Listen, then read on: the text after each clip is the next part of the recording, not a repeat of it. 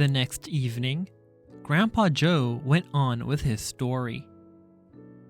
"You see, Charlie," he said, "not so very long ago, there used to be thousands of people working in Mr. Willy Wonka's factory.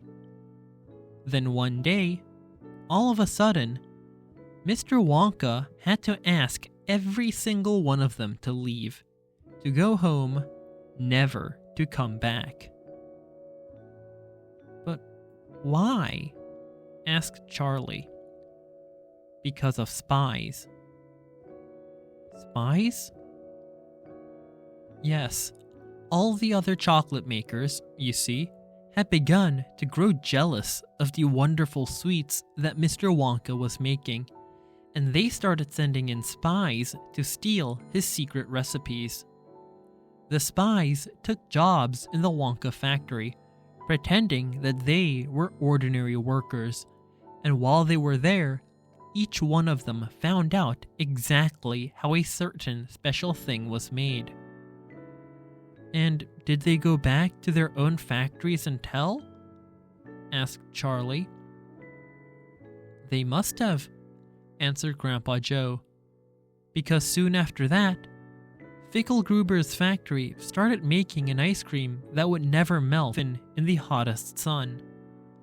Then, Mr. Protnose's factory came out with a chewing gum that never lost its flavor however much you chewed it. And then, Mr. Slugworth's factory began to make sugar balloons that you could blow up to huge sizes before you popped them with a pin and gobbled them up. And so on, and so on. And Mr. Willy Wonka tore his beard and shouted, 'This is terrible. I shall be ruined. There are spies everywhere. I have to close the factory.' But he didn't do that," Charlie said. "Oh yes, he did. He told all the workers that he was sorry, but they would have to go home. Then he shut the main gates and fastened them with a chain, and suddenly Wonka's giant chocolate factory became silent and deserted.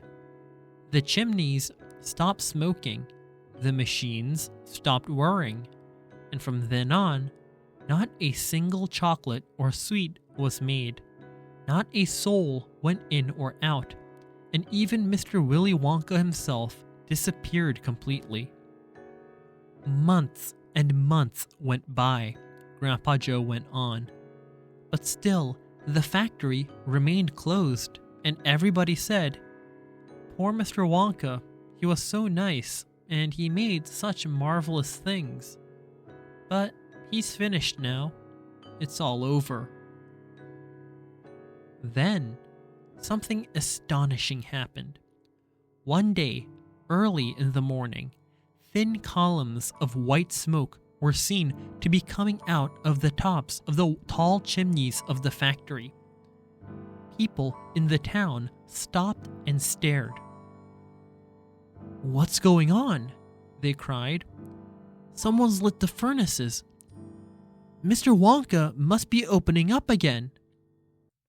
They ran to the gates, expecting to see them wide open, and Mr. Wonka standing there to welcome his workers back. But no, the great iron gates were still locked and chained as securely as ever, and Mr. Wonka was nowhere to be seen.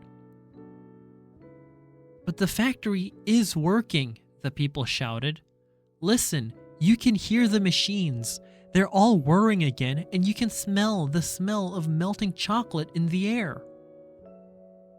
Grandpa Joe leaned forward and laid a long bony finger on Charlie's knee, and he said softly, 'But most mysterious of all, Charlie, were the shadows in the windows of the factory. The people standing on the street outside could see small dark shadows moving about behind the frosted glass windows.' 'Shadows of whom?' said Charlie quickly. That's exactly what everybody else wanted to know. 'The place is full of workers. the people shouted. But nobody's gone in. The gates are locked. It's crazy. Nobody ever comes out either. But there was no question at all, said Grandpa Joe, that the factory was running, and it's gone on running ever since for these last 10 years.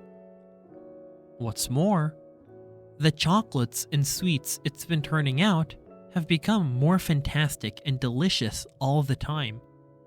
And of course, now when Mr. Wonka invents some new wonderful sweet, neither Mr. Fickelgruber, nor Mr. Protnose, or Mr. Slugworth, nor anybody else is able to copy it. No spies can go into the factory to find out how it's made. But, Grandpa, who? Cried Charlie. Who is Mr. Wonka using to do all the work in the factory? Nobody knows, Charlie. But that's absurd. Hasn't someone asked Mr. Wonka?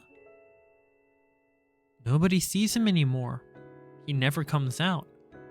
The only things that come out of that place are chocolate sweets. They only come out through a special trapdoor in the wall, all packed and addressed, and they are picked up every day by post office trucks. But Grandpa, what sort of people are they that work in there? My dear boy, said Grandpa Joe, that is one of the great mysteries of the chocolate-making world. We know only one thing about them. They are very small. The faint shadows that sometimes appear behind the windows, especially late at night when the lights are on, are those of tiny people. People no taller than my knee. There aren't any such people, Charlie said. Just then, Mr. Bucket, Charlie's father, came into the room. He was home from the toothpaste factory, and he was waving an evening newspaper rather excitedly. Have you read the news? He cried. He held up the paper so that they could see the huge headline. The headline said, Wonka Factory to be opened at last to lucky few.